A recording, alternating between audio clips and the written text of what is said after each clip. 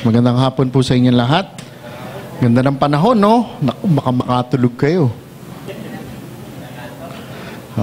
Mahirap pag ako nakatulog, ano? Nakagamot kasi ako na pang high blood. Kaya talagang, ewan ko, bumabagsak yung dugo ko yata. Sobra yata na ako sa kape. Sobrang daming kape sa dugo ko. High blood na ho ako. Pero kahit ano pa ang mangyari, no? Tayo ay magpapatuloy sa ating pag-aaral. Tayo ay magpapatuloy sa libro ng mga taga-Filipos. Kabanata 1, talata 15 hanggang 18. Mari ko po ba kayo muli anyayahan tumayo? Ating basahin ang ating mga Biblia o dyan sa ating PowerPoint. Bumabasa po ako sa versyon ng Magandang Balita. Kaya maaari po kayong sumunod sa sarili niyo pong mga Biblia. Verse 15, taga-Filipos, Kabanata 1, talata 15. Totoo nga na may ilang nangangaral tungkol kay Kristo dahil sa pagkainggit at pagkahilig sa pakikipagtalo. Ngunit mayroon din namang nangangaral ng may tapat na hangarin. Si Kristo ay ipinapangaral nila dahil sa tunay na pagmamahal, sapagkat alam nilang ako'y hinirang upang ipagtanggol ang magandang balita. Ngunit ang iba ay nangangaral ng di tapat sa kalooban, kundi dahil sa udyok ng masamang hangarin, sapagkat hangad nilang dagdagan pa ang paghihirap ko sa aking pagkakabilanggo. Ngunit walang anuman sa akin ang lahat ng iyon. Ikinagagalak ko pa nga na si Kristo ay naipapangaral, maging tapat man o hindi ang hangarin ng ibang mga mangangaral. Tayo pa'y magdasal. Diyos aming Ama, pinupuri ka namin dahil tunay kayo ay tapat, kayo po ay mahabagin, kayo ay mapagpala sa amin, Panginoon. Maraming salamat muli sa araw na ito. Salamat, Panginoon, sa pag-iingat po ninyo sa aming pagparito, aming dasal na sa pag-aaral namin at sa pagsaba namin sa apo na ito. Buksan ninyo ang aming mga mata, puso at isipan ng aming tunay itong maintindihan at hindi lang po maintindihan, aming po itong maisabuhay at aming pong maibahagi po ito sa ibang tao ng tapat. Panginoon, gabayan ninyo ako na maging tapat lamang sa banal na salita mo. Ang lahat ng ito ay dinarasal namin sa ngalan ng inyong anak, Panginoong Jesus. Amen. Magsiupo po tayong lahat. Pinamagatan po natin ang ating pag-aaral sa hapon na ito, kagalakan sa gitna ng paghihirap mula sa mga kalaban. Tama ba? Tumugma ba? Okay. Kagalakan sa gitna ng paghihirap mula sa mga kalaban. Alam po ba ninyo kung pag-aaralan po ninyo mabuti ang salita ng Diyos, ang salita na kagalakan, sa English, joy, o kaligayahan, happiness. No? Pag tinignan nyo ang Biblia, ang kagalakan, ang joy, ay hindi nangyayari dahil sa isang pangyayari. Hindi ito nangyayari dahil sa isang tao o hindi ito nangyayari dahil sa isang bagay. Ang biblical joy, ang biblical na kagalakan ay datapwat para sa mga Kristiyano. Marami kang problema, marami kang pagsubok. Ngunit ang kagalakan na ibinibigay ng Panginoong Diyos sa pagpapala niya ay hindi naaapektuhan ito. Kasi sa English, yung happiness, okay, happiness, ang happiness nagkakaroon dahil siguro sa isang tao o dahil sa isang pangyayari. Kaya tinawag na happiness yun. Pag tinignan nyo yung salita na H-A-P, no, dahil yun sa isang event. Pero ang joy, ang kagalakan, hindi po yan ang nagiging basihan. Itong nakaraang linggo, inumpisahan po natin ang tema ng katotohanan ukol sa kagalakan. Nag-umpisa tayo sa libro ng taga-Filipos 1:12 hanggang, ano yung last week natin? 14. Actually, yung tema ng kagalakan hanggang verse 26. Kung titingnan ninyong mabuti, kung hahatiin po ninyo yan, 4 pong mga matitinding pag-aaral ang kukunin natin ukol sa katotohanan ng kagalakan. Inumpisahan nga po ito noong nakarang linggo ni Pastor Rafi mula sa taga Filipos 1:12 hanggang 14. At kung inyong aalalahanin, ang patungkol ng katotohanan ng kagalakan na pinag-aaralan natin noong nakaraang linggo ay kagalakan sa gitna ng problema at kahirapan. Di ho ba? Ating tiningnan, ating pinag-aralan ang nangyayari sa buhay ni Apostol Pablo na kahit siya ay nakabilanggo, kahit siya ay nakakadena sa isang gwardya, ay baliwala po sa kanya ito. Para sa kanya, ang nangyayari na pagkabilanggo niya ay ano ang sinabi niya? Sinabi niya nga sa talata 12, 13 hanggang 14 ay naging dahilan para umusad, magprogreso ang Ebanghelyo. Kaya't para sa kanya, okay lang na nakabilanggo siya, okay lang na nakakadena siya. At ang sinabi niya nga ng mga dahilan kung bakit umuusad ang progreso ng Ebanghelyo, sinabi niya sa verse 12, 13 at 14, unang sinabi niya dahil mayroon sa mga gwardya ng palasyo, mga Romano na gwardya ang tumanggap sa Panginoong Hesukristo. Yun ang unang dahilan niya at hindi lang po yun ang sinabi niya. Sinabi niya pa ang dahilan na siya ay hindi nalulungkot, hindi nababagabag. Dahil umuusad nga ang Ebanghelyo ay marami sa mga kapatiran ang lumakas ang loob na ipahayag ang Ebanghelyo. Kaya nga't si Apostol Pablo ay hindi nawala ang kagalakan sa kanyang dinaraanan. Kakaiba po talaga si Apostol Pablo. Nung inumpisahan nga lang itong Philippians 1, si Brother Peter, ayun, Brother Peter nasa likod. Hindi ko alam kung naririnig niya ako. No? Naririnig, may speaker ba nun, no? Dapat kasi, di ba, Epistle of Joy. Pero alam mo yung Epistle of Joy, pagbukas niya nung alam nyo, sa Jude, sa hindi nga yata ako naiyak, pero binuksan niya yung itong Philippians 1. Alam mo, sinabi ko, umiyak ako eh. Pagdating niya dun sa salita ng alipin, sabi ko, Epistle of Joy. Pero yung luha ko, hindi dahil sa lungkot ko. Yung luha ko ay talaga sa kagalakan na nanggagaling lamang sa Panginoong Hesukristo. Kaya nung ipinaliliwanag ang aral natin noong nakaraang linggo, na datapwat ganoon ang dinaraanan ni Apostol Pablo, ay sobrang tindi pa rin ng kagalakan ni Apostol Pablo. Dahil nga ang Ebanghelyo ay nagpo-progreso.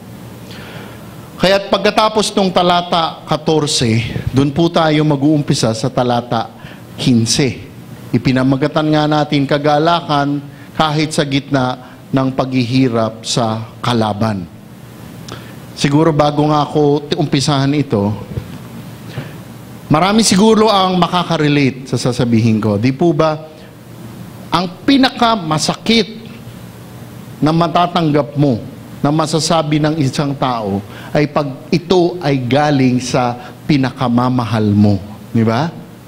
Agree kayo doon? Di ba? Yung pinakamasakit. Alam mo yung kahit simple lang na masabi niya na medyo matindi, talagang, di ba? Sinabi nga, pag tinatawag nga lang ako na taba, tatawagin ako ng anak ko eh. Sabi ko, hindi naman. Di ba? Parang iba pag galing sa mahal mo. Alam mo, yun ang konteksto ng pag-aaralan natin nitong hapon na to. At makikita po nyo ang dahilan dyan. Hahatiin natin sa dalawang bahagi. Unang bahagi, verse 15 hanggang 17, ang motibasyon. Verse 18, ang reaksyon. Okay? Dalawang bahagi lamang po. Umpisahan na po natin. Verse 15, totoo nga na may ilang nangangaral tungkol kay Kristo dahil sa pagkainggit at pagkahilig sa pakikipagtalo. Ngunit, mayroon din namang nangangaral na may tapat na hangarin. Yung unang mga salita, totoo nga. Sa English, kung may Biblia kayo ng English dyan, ang nakalagay doon sa totoo nga, some to be sure. Okay, anong ginasabi rito? Anong sinusulat dito ng Apostol Pablo? Ang sinasabi rito ni Apostol Pablo, nang sinabi niyang totoo nga, itong sasabihin niya ay sigurado siya. Hindi ito haka-haka. Hindi ito isang hula. Ang sasabihin niya sa kanila ay isang katotohanan na kanyang ipapakita sa kanya. Kasi pag tiningnan natin yung mga salita, totoo nga na may ilang nangangaral tungkol kay Kristo. Yung mga salitang may mga ilang, pag tinignan niyo yung verse 14 sa mga Biblia ninyo, sila yung mga tinutukoy na mga kapatid. Okay? So yung tinutukoy sa talata 15 ay mga kapatiran. Ang mga salitang sa totoo nga, may ilang nangangaral, ito pa isang katotohanan. Sinabi at sinulat niya ito ang katotohanan ito dahil sa pangyayaring ito ay talagang kagulat-gulat sa ating mga Kristiyano. Nang sinabi niyang totoo nga na may ilang nangangaral, ito ay kagulat-gulat sa isang Kristiyano. Bakit kamo? Papaano ba na ang mga Kristiyano, papaano ba ang mga preacher na Christian ay magiging kalaban si Apostol Pablo?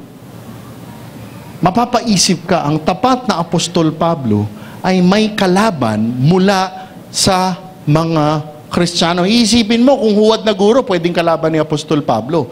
Pero hindi, ang tinutukoy sa talata na ito ay mga tunay na Kristiyano. Hindi nga ordinaryong Kristiyano lamang eh. Ito pa ay mangangaral ng salita ng Diyos. Totoo nga, may ilang nangangaral. Some to be sure. Ano pa sinabi tungkol sa kanila? Totoo nga na may ilang nangangaral tungkol kay Kristo. Pag tinignan niyo ang talata niyan, pinapakita ng talata na ang mga binabanggit po dito ay mga kapatiran na nagtuturo ng magandang balita. Ang itinuturo nila ay tamang magandang balita. Hindi sila mga huwad na guro. Hindi po. Hindi sila yung tinatawag na mga Judaizers. Hindi. Hindi sila mga pagano. Hindi po. Ang mga tinutukoy dito na mga ilan ay mga tunay na Kristiyano. Na mga Kristiyano nagtuturo ng Ebanghelyo at ng patungkol sa Panginoong Hesukristo. Yun ang sinasabi ng talata na ito. They were preaching the right gospel. At ang nakalulungkot, sila mismo ang kalaban dito ni Apostol Pablo. Talaga ho, kaya niya sinabing sa totoo nga, mapapaisip ka talaga kung bakit nangyayari ito. Lalong-lalo na kay Apostol Pablo. Si Apostol Pablo, kumbaga sa military, siya ay isang tapat na sundalo. Alam niyo sa sundalo, yung well-decorated pa, di ba? Pag nakakita kayo ng sundalo, maraming mga medalya. Kumbaga sa mga Kristiyano, ganun si Apostol Pablo. Ngunit, ang nakakagulat ay may kalaban siya mismo ng mga Kristiyano na nagtuturo ng Ebanghelyo. At ang mas nakalulungkot nga, hindi lang basta mga Kristiyano ito within the church, pero mga preacher. Okay, gusto ko lamang pong linawin. Hindi po binabanggit o pinupuna rito ni Apostol Pablo na mali ang doktrina nila. Hindi po. Kailangan malinaw po sa atin dito. Hindi po yun ang sinasabi ni Apostol Pablo. Ang sinasabi dito ni Apostol Pablo ay ibang tema tungkol sa mga kalaban niyang mga ito.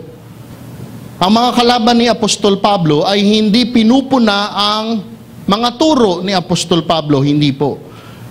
Ang mga kalaban ni Apostol Pablo, ang pinupuna nila ay mismong pagkatao ni Apostol Pablo. Pareho sila ng doktrina, pareho sila ng turo, pareho sila ng teolohiya. Pero ang pinupula nila ay si Apostol Pablo mismo, ang kanyang pagkatao. They were really preaching Christ. Tingnan niyo sa verse 5, nangangaral tungkol kay Kristo. Yun yung sinasabing una. Pag tinignan sa verse 16 sa mga Biblia, si Kristo ipinapangaral nila. Pag tinignan sa verse 18, Kristo ay naipapangaral. Anong sinasabi di? 3 beses inulit ni Apostol Pablo na ang mga kalaban na ito ay nagtuturo ng tama na ebanghelyo. Walang pagkakaiba sa itinuturo nila. Walang pagkakaiba sa ebanghelyo. Ngunit saan ang pagkakaiba na binabanggit ni Apostol Pablo? Verse 15, totoo nga na may ilang nangangaral tungkol kay Kristo dahil sa pagkainggit at pagkahilig sa pakikipagtalo. Mga kapatid, nakikita na ngayon natin yung problema sa mga kalaban dito ni Apostol Pablo. Ano ang problema? Ang problema ay makikita natin sa kanilang motibo. Ang kanilang pagtuturo ng Ebanghelyo patungkol sa Panginoong Hesukristo, ang motibo nila ay dahil saan? Inggit at pagkahilig sa pakikipagtalo. Yung salita na inggit sa Ingles, envy. Meron pang isang salita dyan, jealousy. Ang mga kalaban ni Apostol Pablo ay naiinggit kay Apostol Pablo. They are jealous, they are envious. Ang tanong, ano ang kanilang kinaiinggitan kay Apostol Pablo? Pag tinignan nyo ang salita ng Diyos, wala po kayong makikita na ibinigay na detalye si Apostol Pablo. Wala ho. Makikita nyo na sobrang tindi talaga ni Apostol Pablo. Hindi niya nga binanggit ang mga ito.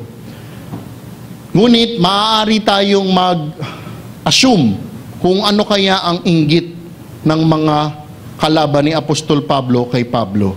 Ano kaya ang kinaiinggitan nila kay Apostol Pablo? Ang sigurado po tayo, sila ay naiinggit sa mga nagagawa ni Apostol Pablo sa ministeryo. Yun ang siguradong kinaiinggitan nila. Hindi ko alam sa inyo, ngunit kapag pinag-aaralan ko ang mga sinulat ni Apostol Pablo, susunod sa Panginoong Hesukristo, talagang humahanga ako kay Apostol Pablo. At sasabihin ko sa inyo, aaminin ko sa inyo, kung minsan ako'y naiinggit din sa mga nagawa ni Apostol Pablo. Makikita natin sa mga sulat ni Apostol Pablo na siya ay may likas na galing sa ministeryo. Makikita natin sa mga sinulat ni Apostol Pablo ang kanyang mga tagumpay sa kanyang mga ministeryo. Datapwat marami siyang mga pagsubok. Datapwat siya ay maraming mga problema sa ministeryo. Makikita pa rin natin na si Apostol Pablo ay mahal na mga kapwa niya Kristiyano. At hindi lang yon, si mismong Apostol Pablo, mahal na mahal ang mga kanyang kapwa na Kristiyano na kasama sa ministeryo. Ngunit pakinggan ninyo ito. Dito talaga ako hangang-hanga kay Apostol Pablo. Si Apostol Pablo hindi iniisip ang sarili niya, ngunit ang iniisip niya ang kapakanan ng iba. Ganon si Apostol Pablo. Pagbukas nga lang ng libro ng taga Filipos, makikita kagad, ito yung tinuro ni Brother Peter. Ano ang tawag niya sa sarili niya? Alipin ng Panginoong Hesukristo, bond servant. Hindi ko alam kung naiintindihan talaga natin mabuti ang ibig sabihin ng pagiging alipin ng Panginoong Hesukristo. Ang isang alipin, ipiniliwanag ni Brother Peter, ay wala na, ibinigay mo na ang lahat ng sarili mo sa Panginoong Hesukristo. Madaling sabihin yon, di ba? I am a slave of Christ. Madaling sabihin sa salita. Pero sa gawa, dun tayo nagkakaproblema. Hindi ang Apostol Pablo. Makikita natin, lalo-lalo sa aral natin ng hapon na ito, na talagang si Apostol Pablo ay hindi iniisip ang sarili niya. Ngunit ang tunay na ginagawa niya, ang agenda niya, ay kung ano ang naiatas sa kanya ng Panginoong Diyos. Kaya nga sa mga kalaban ni Apostol Pablo noon, talagang si Apostol Pablo ay hadlang sa kanilang katanyagan. Si Apostol Pablo hadlang sa katanyagan ng mga kasama niya noon. Siya ay isang hadlang sa pagka-makaako. Alam mo yung pagka-makaako, yung ego, yun yung nagiging hadlang si Apostol Pablo sa mga kalaban niya nung panahong na iyon. They were really envious and they were jealous. Ano pa ang sinabi sa kanya? Totoo nga na may ilang nangangaral tungkol kay Kristo dahil sa pagkainggit at pagkahilig sa pakikipagtalo. Sa Ingles, ang ginamit dito na salita, strife. Pagkahilig sa pakikipagtalo. Dahil sa kanilang pagkainggit, nagiging resulta nito ay hilig sa pakikipagtalo. Sobrang nakalulungkot po ito. Bakit nakalulungkot? Una, nangyayari ito sa loob ng simbahan. Ang mga dapat nakakampi niya ay mga naging kalaban niya. Ito ho ang konteksto na sinabi nga na isulat ng ilang komentaryo at ng mga scholar. Ganito po yon. Quick background. Ang simbahan ng Roma, ng mga Kristiyano ron, kasi hindi pa nakakapunta ron si Apostol Pablo. Hindi pa ho. Ilang beses niya pinlanong pumunta pero hinaharang palagi ng Diyos. At nang nakapunta na siya ng Roma, pumunta siya bilang isang bilanggo. Bilanggo po siya. At nang nakapunta siya, may simbahan na ho doon ng mga Kristiyano. At ang simbahan ng Kristiyano doon, nang si Apostol Pablo ay nasa Roma, nakabilanggo na, yung pagkabilanggo niya po kasi noon, ang tawag sa English, house arrest. Okay, house arrest.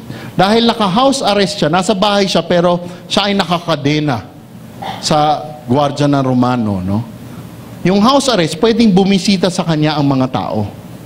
Ganon yung pagkabilanggo niya. At ang mga Kristiyanong bumibisita sa kanya, dahil alam na si Pablo siya, ay marami. At alam nyo ang nangyari, sabi nga ng mga scholar, yung mga pinuno ng simbahan ng Roma, ng mga Kristiyano, naiinggit dahil pumupunta sila kay Apostol Pablo. Nakuha po ninyo, yun ang konteksto ng pinag-aaral natin hapon na ito. Kaya nga dahil dyan, nagkakaroon sila ng inggit at pagkahilig sa pagtatalo. Kaya talagang nakalulungkot ang pangyayari po dito. Dahil nangyari mismo ang pagtatalo na ito, ang paglalaban kay Apostol Pablo sa loob ng simbahan. At alam po niyo, mas nakalulungkot, kung nangyari noon, nangyayari ngayon. Yun po ang nakalulungkot sa katotohanan na to. Maraming mga Kristiyano nagtuturo ng tamang ebanghelyo. Ngunit ang motibo nila ay katulad ng mga kalaban ni Pablo. Dahil sa inggit, dahil sa hilig nila sa pakikipagtalo. At ang isang kanilang objetibo ay siraan ang mga tapat na nagtuturo patungkol sa Panginoong Hesukristo. One of their goals is to discredit the people who are faithful and excellent in ministry. Nakalulungkot maraming mga pinuno ng simbahan noon at simbahan ngayon na sila ay talagang natatakot pag mayroong mga dumarating na iba pang mga nagtuturo ng ebanghelyo. Lalong-lalo na kung yung dumarating na bagong nagtuturo ay talagang tapat na nagtuturo patungkol sa Panginoong Hesukristo. They are so afraid. Natatakot sila sa pwesto nila, natatakot sila sa kapangyarihan nila na baka mawala po ito. At makikita ninyo mamaya kung bakit sila ganito. Pag tinignan nyo, hindi God's kingdom ang binibuild nila. Ang binibuild nila yung kingdom mismo nila. They preach the true gospel, pero ang puso nila ay hindi tapat. Gusto nila sikat sila sa mga grupo ng mga Kristiyano. Kaya nga pag may dumating na tapat na nagtuturo, kinakabahan ang mga katulad ng kalaban ni Apostol Pablo. At ang nakikita nila, para gibain ang tapat na nagtuturo na ito, ay siraan, pulaan ang kanyang pangalan. Katulad ng ginagawa nila kay Apostol Pablo. Mga kapatid, hindi ito isinulat ni Apostol Pablo para kumuha ng simpatya. Okay? Hindi ito isinulat dahil para makakuha siya ng simpatya. Ngunit, dahil sa Espiritu Santo, hinayaan si Apostol Pablo na isulat ito para ipakita noon at ipakita ngayon na nangyayari ito maging sa ministeryo ng mga Kristiyano. Huwag tayong magugulat.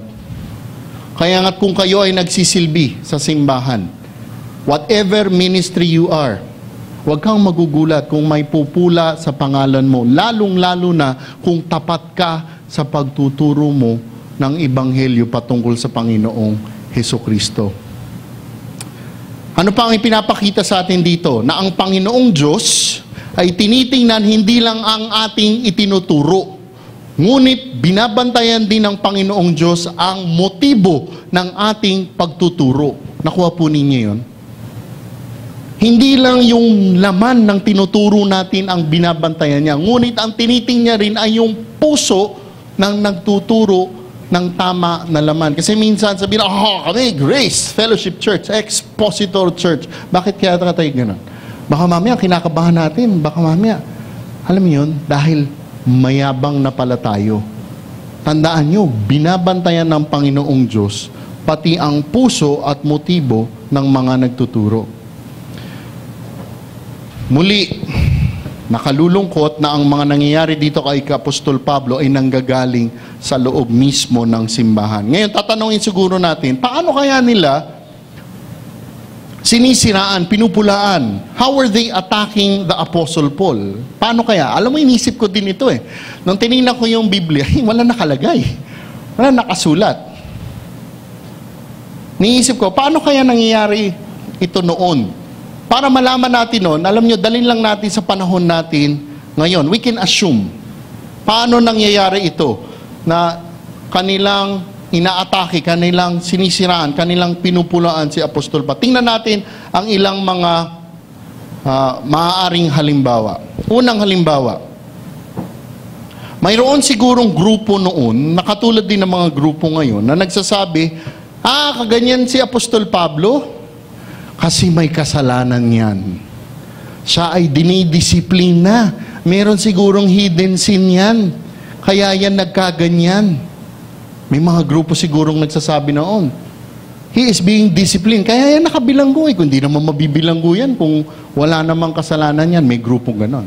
Meron din sigurong grupo nagsasabi, katulad ngayon na, kaya nakabilanggo yan kasi ano yan eh, hindi matagumpay ang kanyang pananaw sa buhay. Alam niya, he is not living a triumphant life. Hindi katulad natin. We are living triumphantly. Kasi yan, si Apostol Pablo, hindi niya kiniklaim para siya ay mapakawalan. May ganong grupo. Or meron siguro ibang grupo, pangatlong grupo na ganito, kaya nakakulong yan si Apostol Pablo para ang mga tao, mga Kristiyano hindi makapunta sa kanya. Talagang hinaharang ni Lord yan para yung mga tao at Kristiyano mapunta sa atin. Kasi si Apostol Pablo masyadong konserbatibo yan. Kailangan yung mga matatanggap ng tao, yung mas dapat akma sa ating panahon. Di ba? Ganon yung mga nangyayari. Maaaring ngayon, maaaring mangyari din ito noon. Pero ang bottom line, kung ano man ang pula nila, kung ano man ang paninira nila, kung ano man ang atake nila kay Apostol Pablo, ang dahilan na ginagawa nila ito ay dahil sa pagkiinggit at sa pagkahilig sa pagtatalo. Siguro yung iba sa inyo, sasabihin niyo, grabe naman yan. Tapat na nga si Apostol Pablo, ngunit ganyan pa ang hinaharap niya, ganyan ang dinaraanan. Ganyan ba ang daraanan natin pagtapat tayo sa Panginoong Hesukristo? Iisipin niya, ano kaya naging reaksyon ni Apostol Pablo? Yun ang makikita natin mamaya. Verse 15, totoo nga na may ilang nangangaral tungkol kay Kristo dahil sa pagkainggit at pagkahilig sa pakikipagtalo. Ngunit, mayroon din namang nangangaral ng may tapat na hangarin. Okay. Sa English, pag meron kayong mga English na Biblia dyan, yung tapat na hangarin, goodwill ang ginamit. Okay. Kailangan natin tingnan yung salita na Greko para makuha nating mas akma, mas eksakto. Goodwill. Ano yung Greko niyan? Eudokia. Okay. Ano yung Eudokia? May tapat na hangarin. This would have a meaning that those na ibang nagtuturo ng ebanghelyo ay nagagalak. Sila ay nagagalak sa mga ginawa ni Apostol Pablo. Yun ho ang ibig sabihin ng Eudokia. Sila ay nagagalak sa mga nagagawa at ginawa ni Apostol Pablo. They are content, they are delighted kung ano ang ginagawa ni Apostol Pablo. At yun ang motibo ng mga grupo na ito. Sila ay nagagalak sa ginawa at ginagawa ni Apostol Pablo. Ano pa ibig sabihin ng Eudokia, yung Greko? Anong ibig sabihin nun? Hindi lang sila nagagalak, hindi lang sila kontento sa mga nagagawa ni Apostol Pablo, ngunit sila rin ay nagagalak, sila rin ay kontento sa ginagawa ng Panginoong Diyos mismo sa mga buhay nila. Kaya nila ibinabahagi ang ebanghelyo. Kasi pag inisip po ninyo mga kapatid, kung tutuusin, nakulong na nga si Apostol Pablo dahil sa ginagawa niya. Kung ikaw ang nakatira sa Roma noong mga panahon na iyon, dapat nga ang magiging reaksyon mo, titigil ka, di ba? Kasi matatakot ka, baka makulong ka, katulad ni Apostol Pablo. Ngunit hindi ganito ang mga sinasabi sa mga kapatid na ito. Sila ay nagagalak sa mga nagawa ni Apostol Pablo at ang ginagawa ng Panginoong Diyos sa buhay nila. Kaya nga lalo pa silang nagpapatuloy sa pagbabahagi ng Ebanghelyo. They were content and delighted not only with the Apostle Paul's life, ngunit sila rin ay kontento sa ginagawa ng Panginoong Diyos sa buhay nila. Ang grupo na ito ay simpatiko kay Apostol Pablo. Kaya ginagawa nila ang pagbabahagi ng Ebanghelyo dahil alam nila na pag ginawa nila ito ay nagdudulot ng kagalakan kay Apostol Pablo. Nakuha po ninyo yun? Kaya ito ang binabanggit sa grupo na ito. At hindi nagtapos ang Espiritu Santo sa pamamagitan ni Apostol Pablo sa pagbibigay ng detalye ukol sa dalawang grupo na ito. Nagpatuloy sa Apostol Pablo, tingnan niyo yung verse 16. Si Kristo ay ipinapangaral nila dahil sa tunay na pagmamahal, sapagkat alam nilang ako'y hinirang upang ipagtanggol ang magandang balita. Ang unang binalikan para ibigay ang detalye ay ang mga nagtuturo ng Ebanghelyo na may magandang hangarin, out of goodwill. Yun ang unang grupong bibigay niya ang detalye. Anong sinabi niya? Si Kristo ay ipinapangaral nila dahil sa tunay na pagmamahal. This group who preach from goodwill, sa magandang hangarin, ang katangian nila, they do it dahil sila ay mapagmahal. They do it out of love. May mga Kristiyano nung panahon ni Apostol Pablo na nagtuturo ng Ebanghelyo, nakikita nila ang nangyayari sa buhay ni Apostol Pablo. And they were preaching Christ out of love dahil sa tunay na pagmamahal nila. Ang tanong, pagmamahal kanino? Pagmamahal kay Apostol Pablo. Yun po ang konteksto. Oo, ginagawa nila ito dahil sa pagmamahal nila sa Panginoong Diyos. Ngunit sa mismong talata na ito, ginagawa nila ito dahil sa kanilang pagmamahal kay Apostol Pablo. This group loved Paul. This group cared for Paul. At makikita natin sa susunod na mga salita kung bakit natin nasabi ito. Si Kristo ipinapangaral nila dahil sa tunay na pagmamahal, sapagkat alam nilang ako'y hinirang upang ipagtanggol ang magandang balita. Tingnan niyo po yung mga salita na yon. Ako'y hinirang. Alam niyo yung salita niya sa Greko? Keimahi. Okay? Ano yung keimahi? I am set. Ako ay hinirang. Ginagamit po yung salita na yan sa military para sa isang sundalo. Kaya't ang sinasabi nito ni Apostol Pablo na siya ay hinirang upang ipagtanggol ang magandang balita. Marahil ganito ang nangyari nang isinusulat ito ni Apostol Pablo. Di po ba nakakulong siya? Di po ba nakakadena siya sa gwardya na taga-Roma? Di po ba? Nakakadena po siya.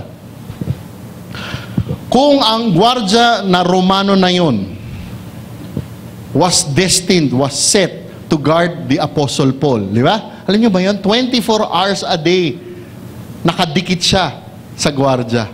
That guard was set. Yun ang duty ng gwardya na yon. Kaya siguro sinabi niya, if this guard, kung gwardya na to, yan ang duty. Ang duty ko is ipagtanggol ang magandang balita. Grabe, no? Grabe si Apostol Pablo. Ganon ang pananaw niya sa sitwasyon niya. Ako'y hinirang upang ipagtanggol ang magandang balita. Ang salita na ipagtanggol sa Greko, apologia, kung saan nanggagaling yung sinasabi nating apologetic. Siya ang defender ng gospel. Yun ang sinasabi ng talata na ito. Hinayaan ng Panginoong Diyos na si Apostol Pablo ay nasa sitwasyon na yon para sa plano ng Panginoong Diyos kay Pablo at sa mga Romano na may bibigyan ng Ebanghelyo. Hantindi nun. Pag inisip nyo mga kapatid, isipin nyo sinabi nga noong nakaraang linggo na ang magandang balita ng Ebanghelyo umikot sa household ng emperador. Alam mo, pag inisip mo, hindi ka makakapasok ng pagtuturo ng ebanghelyo. Talagang si Lord lang ang gumawa ng paraan. Nakakagulat pag pumunta ka ng langit at nakakita ng Praetorian Guard na pinritsa ni Paul. Wow! Parang yun nangyari doon kay, sino yun? Sila Burnham? Di ba? Hindi makapasok ang mga tao sa basilan. Nakuha niyo ba yun? Hindi makapasok ang misyonaryo. Anong ginawa ni Lord? Gumawa siya ng paraan. Nakapasok ang gospel sa basilan sa pangyayari na iyon. Yun yung modern day sigurong pagsasalarawan na makikita natin. God sovereignly allowed him where he was supposed to be. Hindi aksidente ang pangyayari kay Apostol Pablo. Kaya nga, ang mga kapatiran na ito, ginagawa nila ito sa pagmamahal sa Panginoong Diyos.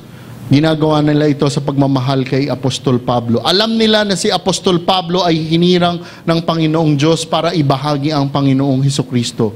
Alam ng kapatiran na ito na si Apostol Pablo ay hinirang ng Panginoong Diyos si Apostol Pablo para ibahagi ang magandang balita sa mundo. Alam nila na si Apostol Pablo ay nandoon sa sitwasyon niya para ipagtanggol ang magandang balita. Kaya nga out of love for Paul, they preach the gospel. Dahil pag ginawa nila ito, alam nila na nagagalak si Apostol Pablo. Si Kristo ay ipinapangaral nila dahil sa tunay na pagmamahal. Tayo po, tanungin ko po muna bago ako magpatuloy. Anong dahilan natin kung bakit natin ibinabahagi sa iba ang ebanghelyo? Ano kaya ang ating motibo? Pag-isipan po natin mabuti ito. Nung sinabing si Kristo ipinapangaral nila dahil sa tunay na pagmamahal, alam niyo implikasyon nito, yung mga naiinggit, yung mga mahilig makipagtalo, hindi nila ginagawa ito out of love, no. Yun ho ang implikasyon ng talata na ito. Itong grupo na to, they do it out of love. Yung isang grupo, they do not do it out of love. At makikita natin kung bakit nila ginagawa ito. Pag tinignan nyo yung salita na pagmamahal, love, alam mo yung ginamit na salita dyan, agape. Agape.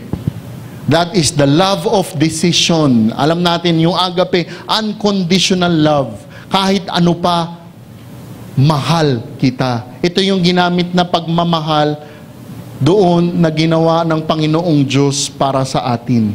Kaya nga't nakasulat sa unang Korinto 13, makapagsalita man ako sa mga wika ng mga tao at ng mga anghel, kung wala naman akong pag-ibig, para lamang akong kampanang umaalingaw-ngaw o pompiyang na kumakalampag. Kung ako man ay may kakayahang magpahayag ng salita ng Diyos at umunawa ng lahat ng hiwaga, kung mayroon man ako ng lahat ng kaalaman at ng malalaking pananampalataya na anupat nakakapagpalipat ako ng mga bundok, ngunit kung wala naman akong pag-ibig, wala akong kabuluhan. No matter how good you are in ministry, kahit anong galing mo pa sa ministeryo, kung wala ka ng sinasabi na pagmamahal na agape na ito, baliwala ka sa kaharian ng Panginoong Hesukristo. Verse 17, ngunit ang iba ay nangangaral ng di tapat sa kalooban, kundi dahil sa udyok ng masamang hangarin, sapagkat hangad nilang dagdagan pa ang paghihirap ko sa aking pagkabilanggo. Sobrang tindi ng talata na ito. Himayin po natin ito. So pagkatapos ng isang grupo na tunay na nagsisilbi, maganda ang motibo, maganda ang hangarin, ginagawa nila ito dahil sa pagmamahal sa Panginoong Diyos at kay Apostol pa. Itong sumunod na grupo na ito, makikita natin sa grupo na ito yung mga kalaban ni Apostol Pablo. Sa pamamagitan ng Espiritu Santo, sa pagsulat ni Apostol Pablo, makikita natin ang mas matinding puso at nilalaman ng grupo na ito. Inumpisahan niya na they proclaim Christ. Nangangaral sila. Ulitin ko, they proclaim Christ. They preach the true gospel. Hindi sila mga huwad na guro, These are true Christians, true Christian preachers. Pareho ng ebanghelyo. Ngunit may dinagdag si Pablo. Ngunit ang iba ay nangangaral ng di tapat sa kalooban, kundi dahil sa udyok ng masamang hangarin. Ginagawa na ito di tapat ang kalooban, kundi dahil sa udyok ng masamang hangarin. Makikita natin dito ang mas matinding pagsasalarawan ng kanilang motibo. They are driven to proclaim Christ, sa English, out of selfish ambition. Di tapat sa kalooban, kundi dahil sa udyok na masamang hangarin. Makikita mo ang puso nila, out of selfish ambition. Yung nakaraang natin pag-aaral na libro, sa libro ni Pedro, nakita natin ang pinakamatindi at pinakamakasamang motibo. One of the pinaka-wicked na sins to shepherd the flock. Ano yun? Makikita natin doon mamaya. Kukunin natin sa 1 Peter 5. Ano yung pinakamatindi, pinakamasama na kasalanan to shepherd the flock? Sinabi nga ni Apostol Pablo sa Philippians chapter 2 verse 3, "Do nothing from selfishness or empty conceit, but with humility of mind let each of you regard one another as important than himself." Ito yung sinabi ni Apostol Pablo sa Philippians 2 pag pinag-aralan natin yon. Hindi ganito itong grupo na ito, hindi ganon. Itong grupo na sinasabi dito ni Apostol Pablo ay masama ang hangarin. Hangad nilang dagdagan ang paghihirap ni Apostol Pablo sa kanyang pagkabilanggo. They are so self-centered, they are so selfish. Envious, ambitious preachers. Kabaliktaran sila ni Apostol Pablo. Sinabi nga sa unang Pedro, chapter 5, tingnan po ninyo ito. Sa mga matatandang namumuno sa inyo, nananawagan ako bilang isa ring matandang pinuno na iglesia na tulad ninyo. Saksi ako sa mga paghihirap ni Kristo at makakabahagi ako sa karangalang malapit ng ipahayag. Nakikiusap ako sa inyo. Alagaan ninyo ang kawan ng Diyos na ipinagkatiwala sa inyo. Alagaan ninyo ito ng maluwag sa loob at hindi napipilitan lamang. Iyan ang nais ng Diyos. Gampanan ninyo ang inyong tungkulin hindi dahil sa kabayaran, kundi dahil gusto ninyong makapaglingkod. Hindi bilang Panginoon ng inyong nasasakupan, kundi maging halimbawa nila kayo. Ano sinabi dito ni Apostol Pedro? May mga nagsisilbi nung panahon ni Apostol Pedro para lang sa kabayaran. Kabayaran. Ano yung mga ito, ang tawag dito sa English, mga ministers because of career. Kumbaga sa opisina, alam mo, kinakaril nila yung ministeryo nila. They want to go up the corporate ladder. Matindi nga yung nakasulat sa King James Version eh. Filthy lucre. Ang sinasabi ni Apostol Pedro sa Kabanata 5, they serve for money, for personal gain. At sinabi pa ni Apostol Pedro dito, ano pa yung isang maling motibo? Hindi bilang Panginoon ng inyong nasasakupan. Ano ang sinasabi? Lording it over those who shepherd. May mga pastol, nagpapastol kasi, aakala nila sa mga tupa nila, na mga pinapastol nila, ay mga tauhan nila na magagamit nila. Yun ang nakalulungkot po na sinasabi dito ni Apostol Pedro. Na gayon din na ibinabanggit ni Apostol Pablo. Ano sinabi niya? Ngunit ang iba ay nangangaral ng di tapat sa kalooban, kundi dahil sa udyok ng masamang hangarin. Yung salita na selfish ambition, kung meron kang English na, no? Yung Greko na salita na yun, erithia. Okay, papaliwanag ko ha. Selfish ambition, Greko erithia. Di tapat na kalooban, kundi dahil sa udyok ng masamang hangarin. Ano yung Greko na salita na erithia? Pag tinignan niyo yung kahulugan, hindi naman talaga masama nung nag-umpisa. Yung Grekong erithia. It's not a bad word. Ang direct translation on kung sa English, to work for pay. Okay? To work for pay. Yun yung erithia. Walang masama doon. You work for pay. Pero paano na? Bakit naging masama? Kasi nang inilagay na ito sa talata na ito, pag nilagay mo na yung erithia, ang mga sinasabing mga Kristiyano dito, they minister, they share the gospel for pay. Yun ang konteksto. Yun ang nakakatakot sa mga Kristiyano na ito. They work only for pay. They preach the gospel for pay. Ito ang motibo nila. Masyadong makasarili. They do it to benefit themselves. Ang gusto nila talagang umabanse sila. Hindi talaga ang gusto nila ay umabanse ang pagtuturo ng Ebanghelyo. Yung ministry nila naging career. Wala silang pakialam kung sino ang masasagasaan nila. Kaya nga't nang nakita nila na si Apostol Pablo ay isang matinding threat sa kanila, ito ay pinupulaan nila. Alam niyo mga kapatid, yung mga ganitong mga Kristiyano, alam mo ang magiging next step na ng mga ito, ano yung mga susunod nilang hakbang, susunod nilang baitang. Dahil kinakarir na nila ang pagiging pinuno nila, ang pagiging Kristiyano nila, ano niya ang mangyayari dyan? Susunod yan, magkukompromiso na yan. Mag-uumpisa ng pagtuturo ng tamang ebanghelyo.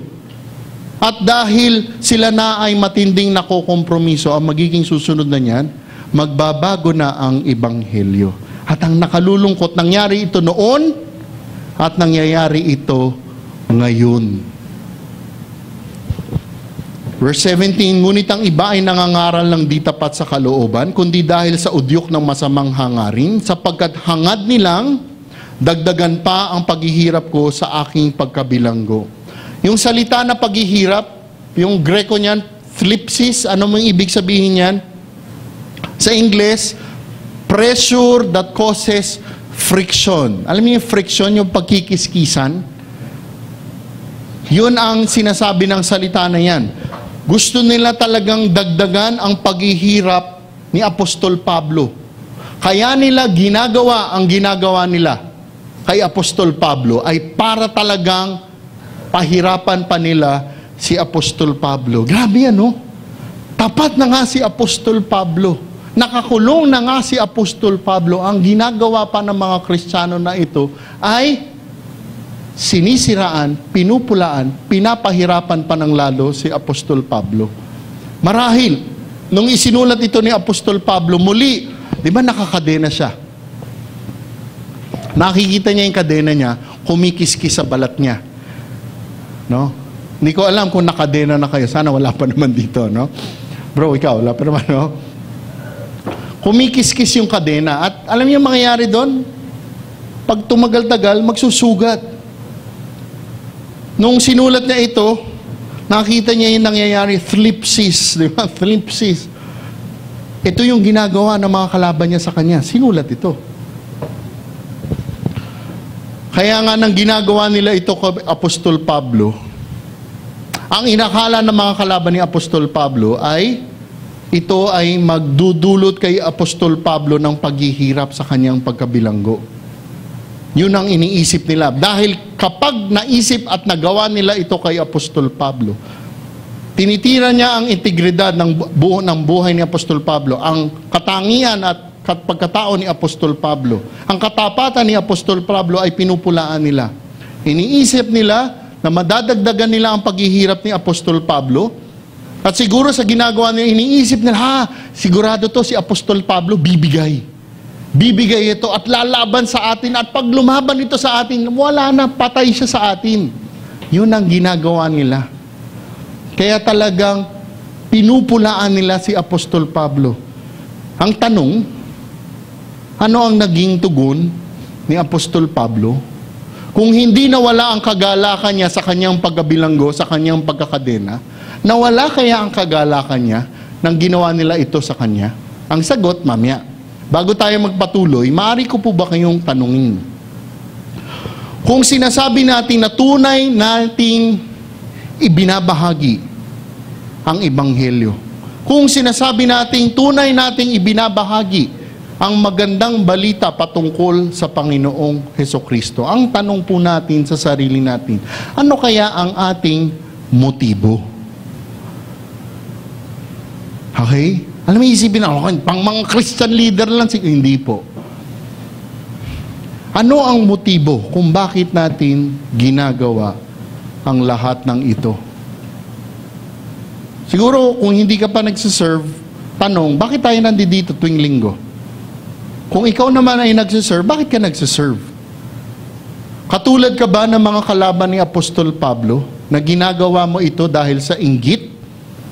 Or sa hilig ng pakikipagtalo? O katulad ka ba ng isang grupo na ginagawa mo ito dahil sa pagmamahal mo sa Panginoong Diyos at dahil sa pagmamahal mo sa mga taong nagbahagi sa iyo ng Ebanghelyo? Saang grupo ka kaya nakabahagi dito? Kalaban ni Apostol Pablo, ang mga nagmamahal kay Apostol Pablo. Ano ang iyong motibo? Ngayon, mas diretso. Kung ang pagbabahagi mo ng Ebanghelyo, pagiging involved mo sa ministeryo ay dahil sa inggit at gusto mo din maging katulad ng mga sikat na iba, o siguro dahil ikaw ay may ambisyon na gusto mong karirin ang pagiging Kristiyano mo, ano kaya ang maaaring maipagdasal mo para hindi maging ganito? Ngayon, kung ikaw ay nasa isang grupo na kaya mo ginagawa ito sa pagmamahal sa Diyos, pagmamahal sa mga Kristiyano, pagmamahal sa mga taong hindi pa nakakilala sa Panginoong Hesukristo, ano ang maipagdadasal mo, maipagdarasal natin para hindi tayo mapunta doon sa kabilang grupo? Na pagtagal-tagal, tayo ay nagsisilbi sa ministeryo dahil na rin sa inggit. Dahil gusto nating karirin ang pagiging Kristiyano natin.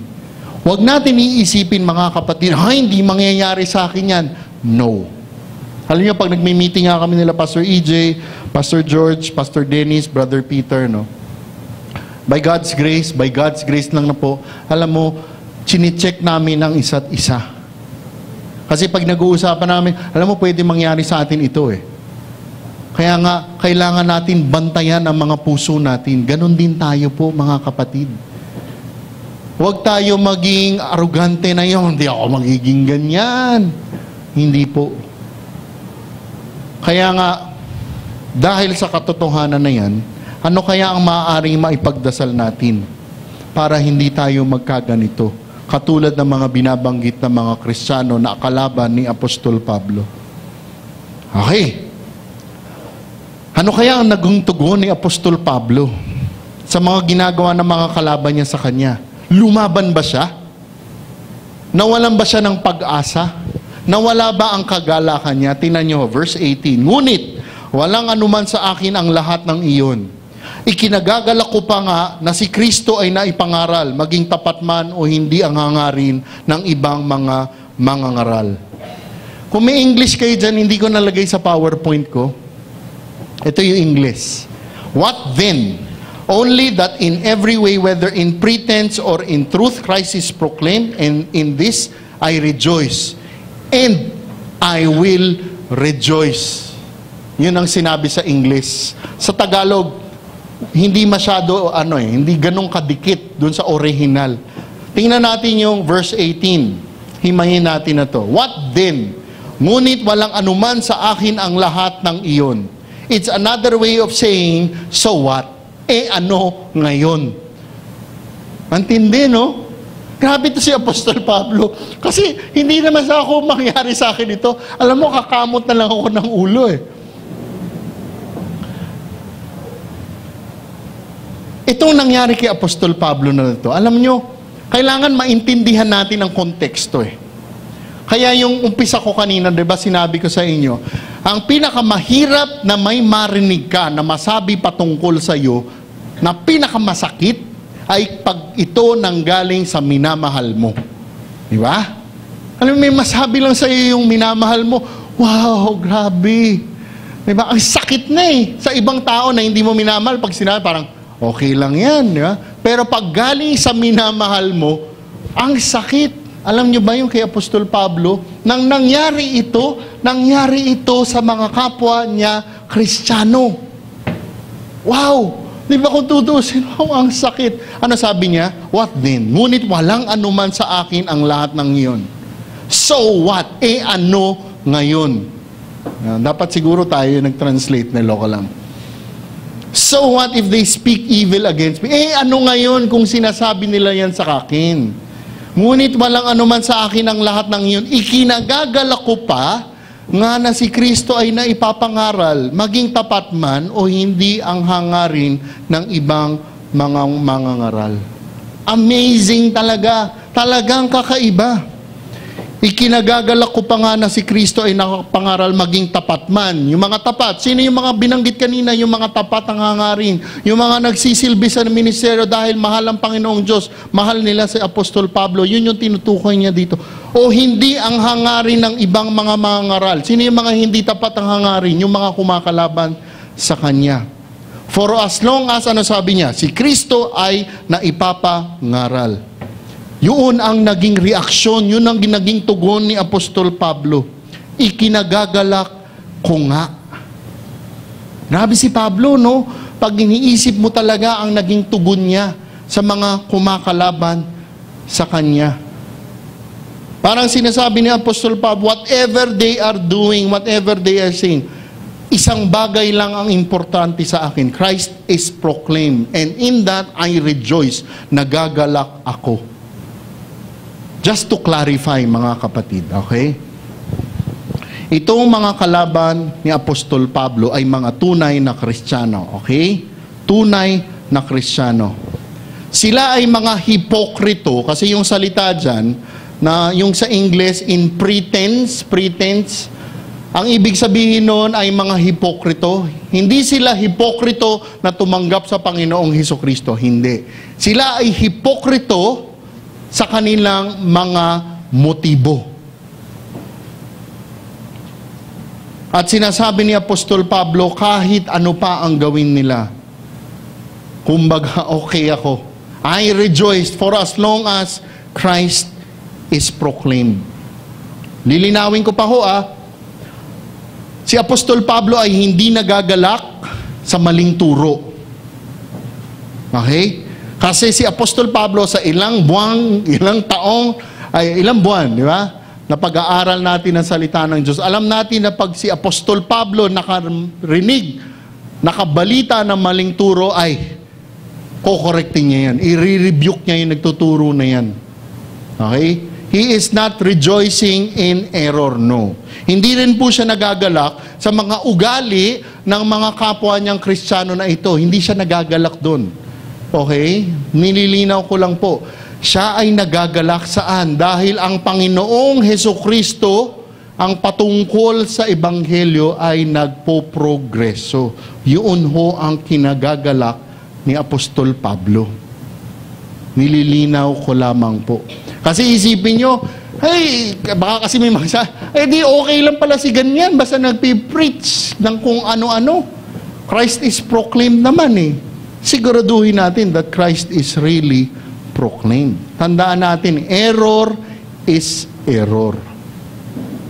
Wala sa Tagalog itong sasabihin ko. Pero kung meron kayong mga English dyan na mga Biblia, ang sinabi dito ni Apostol Pablo, di ba, sinabi niya, what then? Only that in every way, whether in pretense or in truth, Christ is proclaimed, and in this I rejoice. Pag tinignan niyo yung sinunod niyan, sinabi doon, and I will rejoice. Dito mag-uumpisa si Brother Peter next week, sa susunod na sasabihin ko. In this I rejoice, and I will rejoice. Yun yung sinabi sa English. Ano yung sinasabi rito? Kasi siguro, nung sinulat ito, baka mamaya isipin natin, in this I rejoice. Mag-iisip ka, talaga, nahihirapan na siya? Nagagalak pa siya? Di ba? Siguro, mali yung skriba. Mali yung skriba na yan. Kasi, hindi siguro, in this I rejoice. Baka may nakalimutan, alam nyo, hindi. Sinigurado ng Espiritu Santo sa pamamagitan ni Apostol Pablo, inulit niya pa yung sinabi niya, and I will rejoice. Twice niyang sinabi, at hindi lang yun ang implikasyon, no? Sinabi niya sa English, and I, hindi yung English ang sinabi, okay? Yung translation sa atin. And I will rejoice. Yung will, He rejoices now, and He will still rejoice in the future, kahit ano pa. Grabe, no? Kakaiba talaga si Apostol. Nung pinag-aaralan ko nga ito, wow, ang layo ko kay Apostol Pablo. Ang layo ko na nga kay Panginoong Hesukristo. Ang layo ko pa kay Apostol Pablo. Kakaiba po talaga. Kaya nga ito po ang mga gusto kong itanong sa inyo. Hindi ko alam kung ano ang mga dinadaanan ninyo ngayon. Hindi ko po alam anong mga pagsubok, anong mga problema na pang-araw-araw na dinadaanan po ninyo. Ito ay mga maaaring pagsubok, mga problema sa pang-araw-araw. Maaari itong dahil sa ilang mga tao o dahil sa ilang mga pangyayari sa buhay po ninyo, mga pangyayaring hindi kayo nagbebenepisyo. Pwede ang mga pangyayaring ito na mga problema at pagsubok ay konektado sa ministeryo. Pero ito ang tanong ko po sa inyo. Ano na ang naging reaksyon at tugon sa dinadaanan ninyo? Ano na ang naging reaksyon nyo? Ano na ang naging tugon nyo sa dinaraanan ninyo? Whether it's connected to ministry or not. Nawala na ba ang kagalakan na patuloy na ibinibigay sa inyo ng Panginoong Hesukristo? Di ba kasi tayong tao, as sinful as we are, magkaroon ng problema sa pamilya, magkaroon ng problema sa pinansyal, magkaroon ng problema sa kalusugan. Hindi ko sinasabing mabibigat, yung mga hindi mabibigat yon, lahat yun mabibigat. Pero di ba, tayo palagi, ang bilis nating talagang, alam ninyo, hindi aksidente, hindi tsamba, ang mga pangyayari sa buhay natin. Nung pinag-aaralan ko nga ito, may matindi akong problema dinadaanan. Pero nung makita ko yung last week na teaching, for as long as the gospel is preached, napaisip ako, sa sitwasyon ko na dinadaanan ko, paano ba nauusad ang ebanghelyo? Sa sitwasyon ninyo, kung ano man po yan, alam nyo, hindi aksidente yan. Gagamitin ng Panginoong Diyos para mausad ang ebanghelyo. Maybe not directly, pero pag tiningnan ka ng ibang mga tao, tiningnan ka ng Kristiyano, pag tiningnan ka ng hindi Kristiyano, nakita nila ang tugon mo sa mga problemang dinadaanan mo. At pag nakita nila, wow, kakaiba ang dinadaanan nito, kakaiba ang naging reaksyon at tugon nito sa problema na ito. Ano mangyayari? Sila ay lalong magtatanong, bakit ka ganyan ang reaksyon mo sa buhay mo? Opening na yon. Not because of me, it's because of Christ. Kaya nga mga kapatid, sa ating pagtatapos, no? As we pray later, let's spend 1 or 2 minutes, no, praying, reflecting, and really assessing, no? By God's grace, siguro hindi natin dadaanan ang dinaanan ni Apostol Pablo. Sana. Okay, sana. Pero pag kami nabilanggo nila Peter, Pastor EJ, bisitahin nyo kami. Okay, sama ka bro. Okay, by God's grace, hopefully in our time baka hindi natin daanan. Pero yung mga day-to-day things na nangyayari sa atin, no? Pag-pray natin, Lord, okay, ito, problema. Pero Lord, anong plano mo? Ano ang gusto mo na maging tugon ko upang ang ebanghelyo ay magprogreso, umusad kung paanong gusto mo at hindi sa paanong gusto ko. Okay? Let's pray. Diyos aming Ama, pinupuri ka namin dahil tunay kayo po ay tapat. Panginoon, kayo ay mahabagin. Kayo ay mapagpala sa amin. Ngunit alam namin, Panginoon, na kayo ay banal, banal, banal. Kaya't Panginoon, kami nagpapasalamat muli sa hapon na ito. Panginoon, alam namin na sa sarili naming lakas, sa sarili naming talino, ang lahat ng natutunan namin ay hindi namin magagawa kung hindi sa tulong ninyo, hindi sa pagpapala ninyo. Kaya't kami, Panginoon, ay dumudulog sa inyo.